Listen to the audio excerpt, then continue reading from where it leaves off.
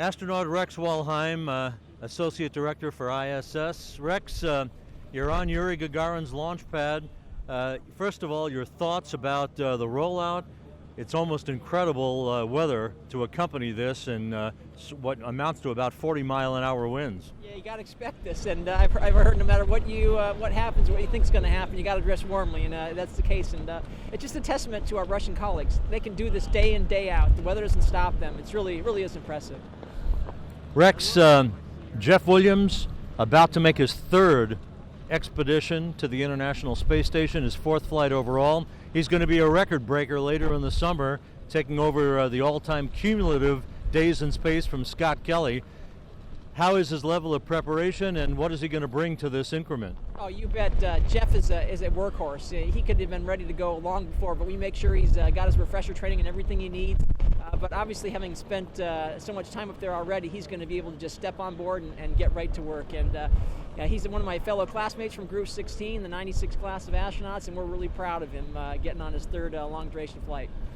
ISS Deputy Program Manager Dan Hartman. Dan, third launch in 6 days coming up for the Russian side, and they rolled out in about 40-mile-an-hour winds here. It's hard to even stand up. Yeah. What are your thoughts about a Soyuz behind you and the conditions that accompanied this today? Certainly the worst weather I've ever experienced here. It's pretty amazing. They've got, when we finally launch in a few days, it'll be the third launch from the Cosmodrome in a week. It just really shows the team effort that they pull together to make that happen here. The complexity of these couple of increments that are coming up for Jeff Williams and his crewmates joining the crew already on orbit, how difficult, how involved will the next few months be for the station? Sure, significant amount of vehicle traffic coming with the Progress undocking and then docking later on. Then we follow that up with the orbital mission, and then finally SpaceX, the first week or so of April. Hundreds of experiments coming up on board.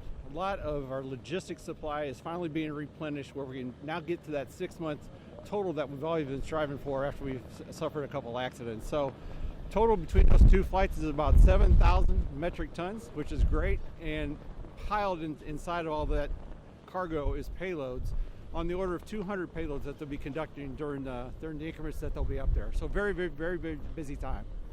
And the experience that Jeff Williams brings to this pair of increments in enabling all of this work to be done? Yes, I was thinking about that earlier. You know, when he was up there his first go around, we were reconfiguring the space station, moving the Eclipse racks from the US lab into Node 3. And so he had that reconfiguration job to do on the inside. We still have some work to do with the reconfiguration on the outside, such as installing the IDA when it comes up later in his increment. And so he's going to show his experience, and he'll be a great addition to the space station up there. We look forward to it. This rollout occurs on the 50th anniversary of the first docking of spacecraft in orbit. Gemini 8, Neil Armstrong, Dave Scott, they brought their vehicle to a 6-hour docking to an Agena target vehicle.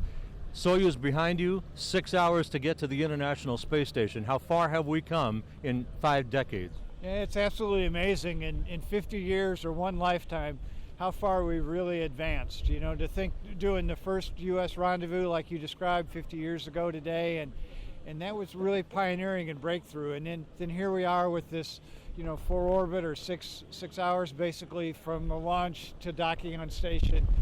You know, we've gotten things better. They're more straightforward. I can tell you it's still not easy. The environment, it requires precision, it requires concentration.